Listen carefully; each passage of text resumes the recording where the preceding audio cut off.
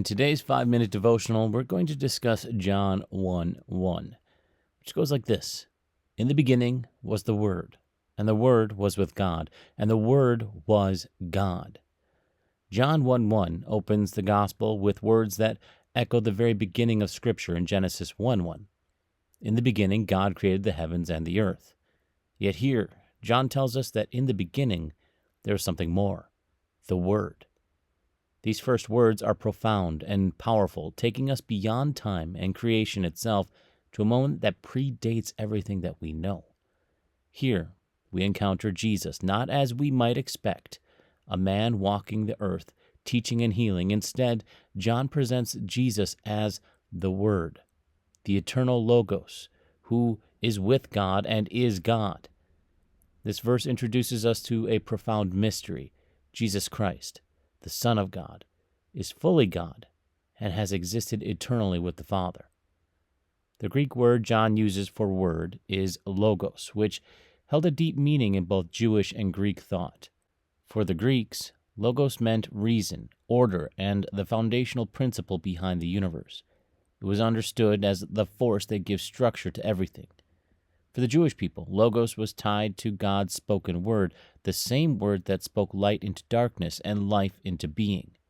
By using this term, John shows that Jesus embodies both meanings. He is not only the logic and the reason of God, but also the living word, the active power through which creation was formed. This opening verse reminds us of the eternal nature of Jesus. Before there was time, Jesus existed with God. This truth invites us to see beyond our earthly perspective and remember that Jesus is not merely a historical figure or a good teacher. He is the eternal creator, the one who brought the universe into being. When we understand that Jesus existed in the beginning with God, we see the depth of his identity. He is not a created being. He is the creator, existing outside the constraints of time, fully divine and yet fully relational with the Father. The phrase, "the Word was with God," conveys an intimacy and unity within the Godhead. Jesus was not only with God, he was in perfect relationship with God. There is a divine fellowship here, a closeness that speaks to the unique bond between the Father and the Son. Jesus is not a distant deity. He is close to the Father's heart, sharing in God's nature and purposes.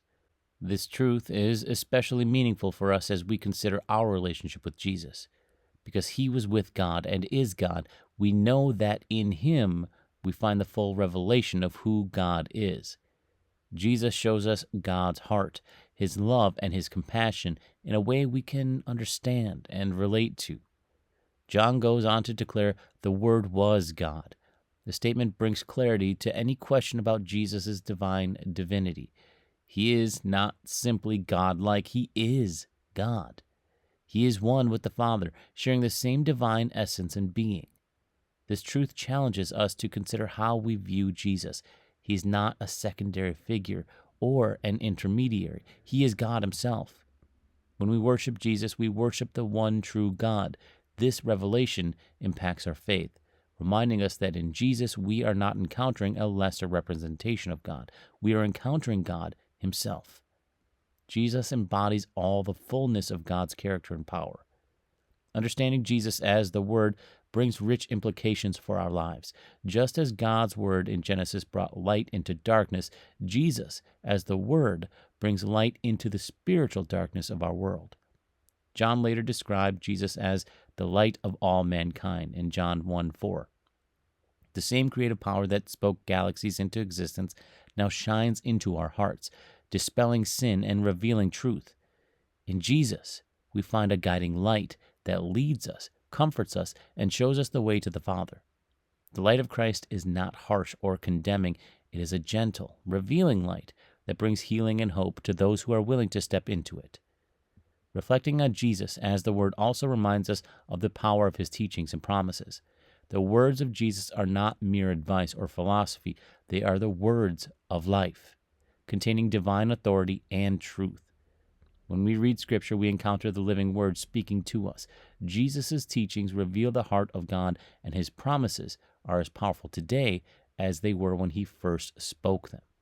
In a world filled with competing voices, The words of Jesus stand as an unchanging foundation of truth and wisdom.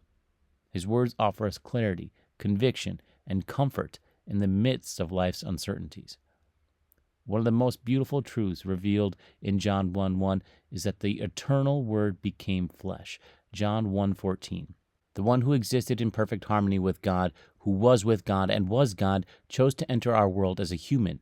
In Jesus, the eternal stepped into time. The infinite took on the limitations of flesh. He came not to display his power, but to draw near to us, to show us the depth of God's love in a tangible, relatable way. This act of humility reminds us that God's love is not distant or abstract. It is a personal love, a love that enters into our brokenness and in the end draws us close. That's John 1:1.